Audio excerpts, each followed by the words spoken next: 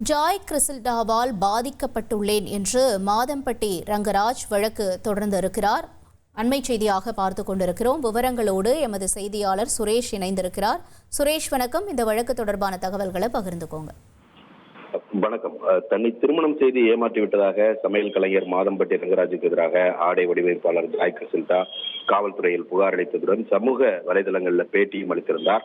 இந்த நிலையில தனக்கு எதிராக அவதூறு கருத்துக்களை தெரிவிக்க ஜாய் கிறிசல்டாவுக்கு தடை விதிக்க வேண்டும் என்றும் சமூக வலைதளங்களில் இருக்கக்கூடிய அந்த வீடியோக்களை நீக்க உத்தரவிட வேண்டும் என்ற கோரிக்கையுடன் மாதம்பட்டி ரங்கராஜ் தரப்புல உயர்நீதிமன்றத்தில் மனு தாக்கல் செய்யப்பட்டிருந்தது.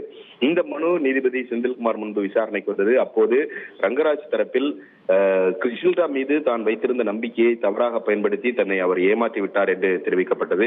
ஜாய் கிறிசல்டாவினுடைய பேட்டி காரணமாக தனது 2 குழந்தைகளும் பாதிக்கப்பட்டுள்ளதால் தனக்கு எதிராக அவதூறு கருத்துக்களை தெரிவிக்க அவருக்கு தடை விதிக்க வேண்டும் என்ற ஒரு வாதமும் முன்வைக்கப்பட்டது. இந்த வாதங்களை கேட்ட நீதிபதி செந்தில்குமார் இருவருக்கும் இடையிலான உறவு குறித்து எந்த ஒரு மறுப்பும் தெரிவிக்காத நிலையில இடைக்கால உத்தரவு எதையும் பிறப்பிக்க முடியாது என கூறி இந்த மனுவுக்கு அக்டோபர் 22ஆம் தேதிக்குள் பதிலளிக்க வேண்டும் என்று ஜாய் கிறிசல்டாவுக்கு உத்தரவிட்டு விசாரணையை தள்ளி வைத்திருக்கிறார். தகவல்களுக்கு நன்றி சுரேஷ். இனி செல்லும் இடமெல்லாம் செய்தி.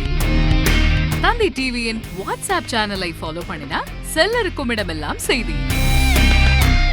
இதோ QR கோட் இப்பவே ஸ்கேன் பண்ணுங்க, ஃபாலோ பண்ணுங்க.